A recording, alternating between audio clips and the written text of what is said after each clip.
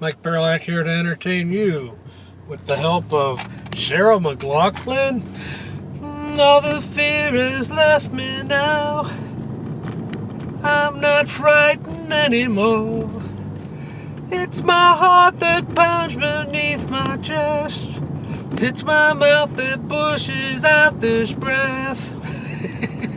I have all our CDs. I grew up listening to them a lot, but I hadn't listened to them in years. But I only listened to cassette tapes at work. So the other day I hit the jackpot with some cassette tapes at the Salvation Army, including Fumbling. And I was amazed. I almost forgot how intense some of the songs on this album are. Especially the title song, Fumbling. Anyways, I wanted to get one out there.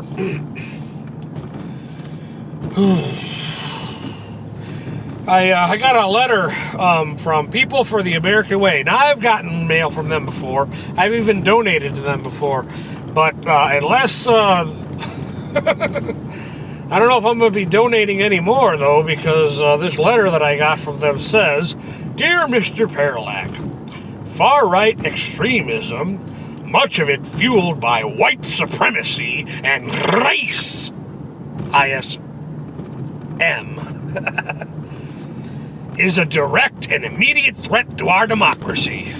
Well, right off the bat, they lost me because I mailed the thing back to them. Didn't send them any money or anything, but I just wrote on the thing. It's actually extreme leftism that I'm worried about. that is going to destroy our democracy. Well, that was a disappointment. But I was thinking about these poor kids in these schools that have to wear the mask. I'm not saying that the teachers are consciously vindictive, but it's just human nature, and public school is so impersonal anyways. It's like wearing the mask is probably just one more reason for these teachers to treat these poor kids like a number. There's one more reason, at least from my perspective. Public school in general, to me, is just so impersonal anyways. But, I'm sure at some point in history, teachers' unions, once upon a time, were a legitimate need. There needed to be teachers' union. Not anymore. Not now. Nowadays, the teachers' union is just another excuse for the human sin of sloth.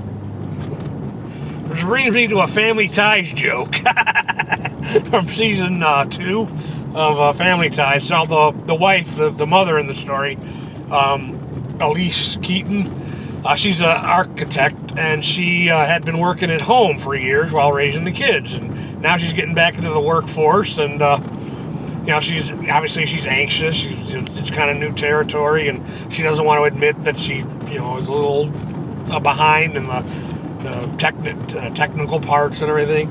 But anyways, the daughter, Mallory, makes a comment, you gotta wait till mom gets settled in the job, then she can slack off. To which Alex P. Keaton replied, Mallory, in your own way, you just you basically just pointed out why socialism can never work.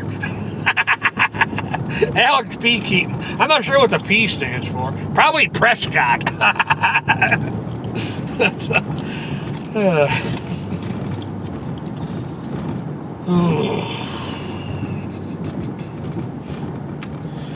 In addition to the Sarah McLachlan Fumbling Towards Ecstasy on cassette, I have all these CDs, but I figure because it's not like they cost a lot anyway, next to nothing. You can listen to them at work. But I also found the soundtrack for City of Angels. Remember City of Angels?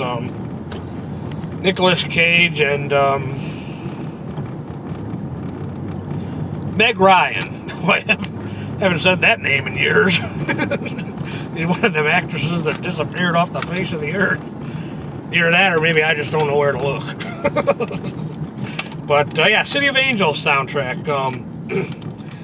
Got Iris, Goo Goo Dolls, a Goo Goo Dolls song that actually is not featured on any of their albums, except for the greatest hits.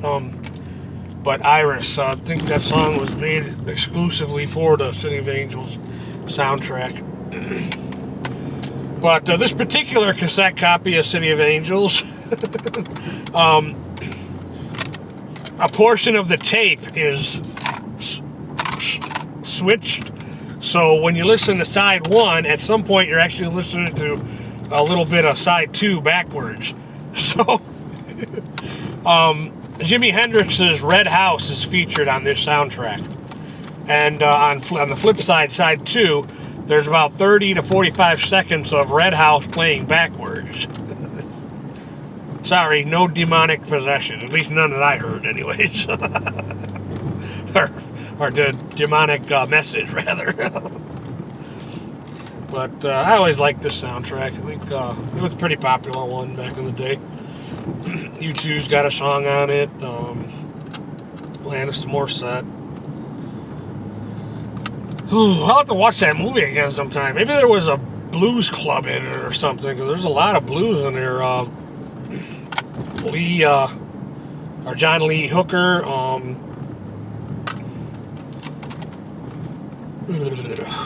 Eric Clapton. But one that I always liked was, I'm a Peter Gabriel fan anyway, so I always liked the song I Grieve. I grieve for you, you leave. But it's one of those songs that it's about grieving, but it's also kind of ends on a positive note, I think. Life carries on in the people I meet, in everyone that's out on the streets, in all the dogs and cats, in the flies and rats, in the rat and the rust, in the ashes and the dust.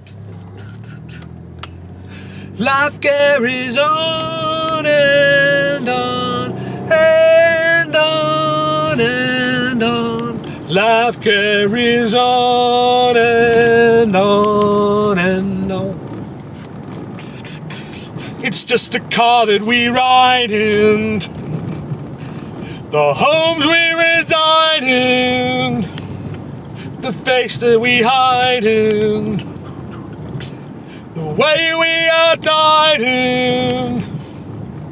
Life carries on and on and on and on. Life carries on and on and on. Did I dream disbelief? Or did I lose it? Now I can find release. I grieve.